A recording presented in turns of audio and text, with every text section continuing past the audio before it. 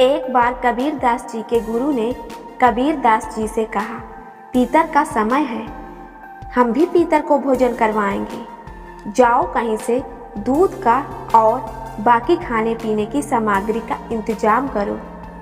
कबीर दास जी ने गुरु की कही बातों का पालन किया और दूध, खाने पीने की वस्तुओं का इंतजाम करने लग गए। दूध के लिए जा रहे थे कि रास्ते में एक गाय को मरा हुआ देखा और गाय के पास गए और गाय के सामने हरा चारा डाल दिया और खुद वहां बैठ गए। काफी समय होने पर कबीर दास जी के गुरु ने सोचा, कबीर दास अभी तक क्यों नहीं आए। उनके गुरु उनको खोजने लगे। तभी रास्ते में किसी ने कहा, आपका चेला तो मरी हुई गाय के सामने घास डालकर बैठा हुआ है।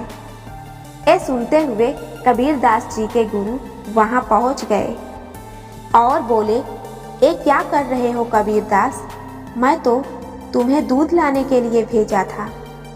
तुम इस मरी हुई गाय के पास क्या कर रहे हो और ये घास क्यों डाली है। ये मरी हुई गाय घास कैसे खा सकती है। इस पर कबीर दास जी ने कहा कि गुरु जी, जैसे कि ये मरी हुई गाय घास नहीं खा सकती, वैसे ही सैकड़ों वर्ष पहले मरे हुए पूर्वज, जिसे आप पितर कहते हो, वो कैसे भोजन कर सकते हैं। कबीर दास जी की बात सुनकर उनके गुरुजी बहुत खुश हो गए और कहा, बिल्कुल सत्य कहा है, हमें देखा देखी ऐसे काम नहीं करने चाहिए जिनका कोई तात्पर्य ही नहीं होता।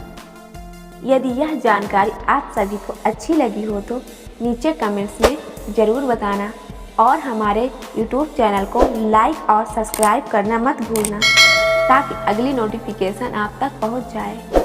Thank you.